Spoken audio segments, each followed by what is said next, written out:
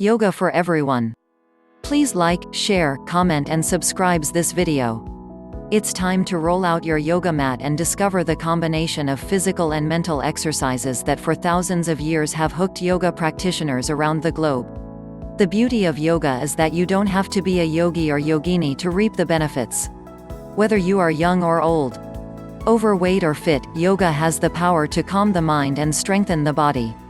Don't be intimidated by yoga terminology, fancy yoga studios and complicated poses. Yoga is for everyone. The building blocks of yoga are poses. These are good ones to learn as you build a regular yoga practice. These 10 poses are a complete yoga workout. Move slowly through each pose, remembering to breathe as you move.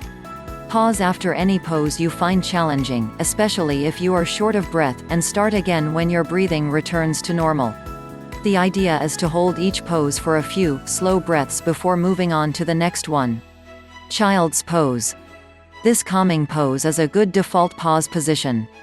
You can use child's pose to rest and refocus before continuing to your next pose. It gently stretches your lower back, hips, thighs, knees and ankles and relaxes your spine, shoulders and neck. Do it when you want to get a nice gentle stretch through your neck, spine and hips. Skip it if you have knee injuries or ankle problems. Avoid also if you have high blood pressure or are pregnant. Modify, you can rest your head on a cushion or block. You can place a rolled towel under your ankles if they are uncomfortable. Be mindful, focus on relaxing the muscles of the spine and lower back as you breathe. Downward facing dog. Downward facing dog strengthens the arms, shoulders and back while stretching the hamstrings, calves and arches of your feet. It can also help relieve back pain. Do it to help relieve back pain. Skip it. This pose is not recommended if you have carpal tunnel syndrome or other wrist problems, have high blood pressure or are in the late stages of pregnancy. Modify, you can do the pose with your elbows on the ground, which takes the weight off your wrists. You can also use blocks under your hands, which may feel more comfortable. Be mindful, focus on distributing the weight evenly through your palms and lifting your hips up and back, away from your shoulders. Plank pose. A commonly seen exercise, plank helps build strength in the core, shoulders, arms and legs.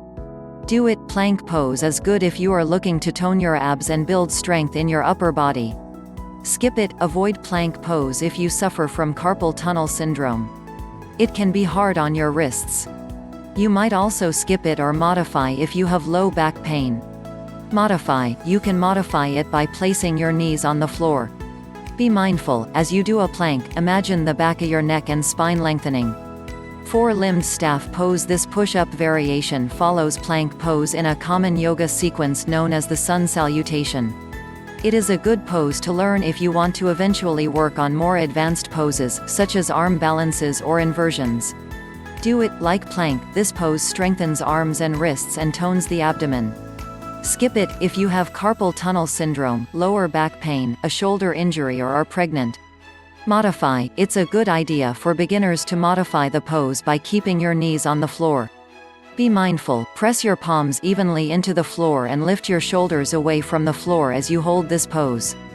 Cobra pose. This back-bending pose can help strengthen the back muscles, increase spinal flexibility and stretches the chest, shoulders and abdomen.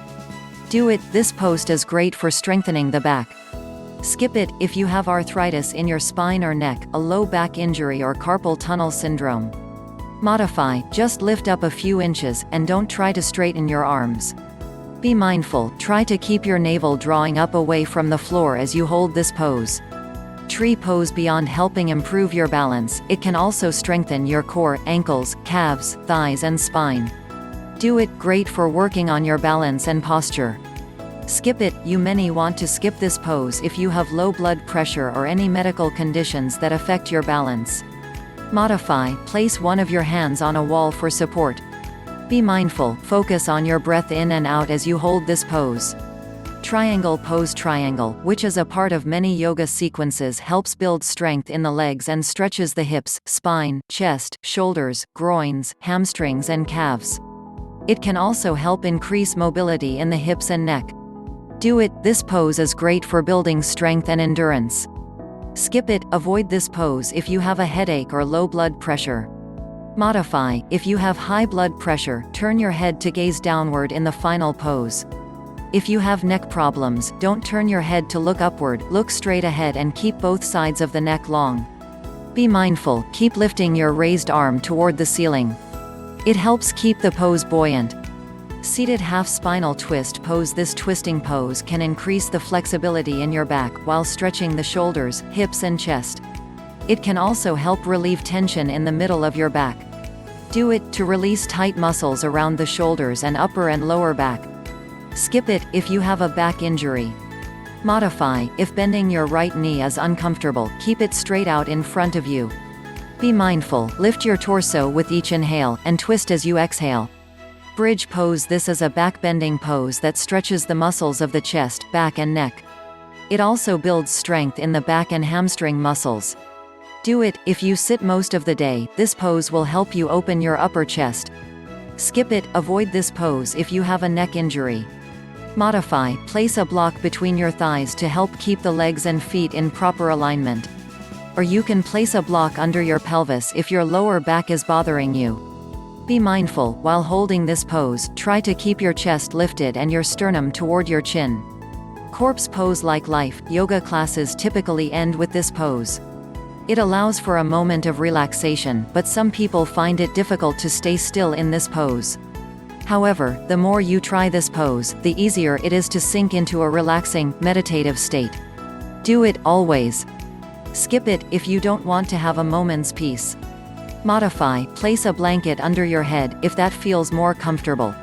You can also roll up a blanket and place that under your knees, if your lower back is sensitive or bothering you.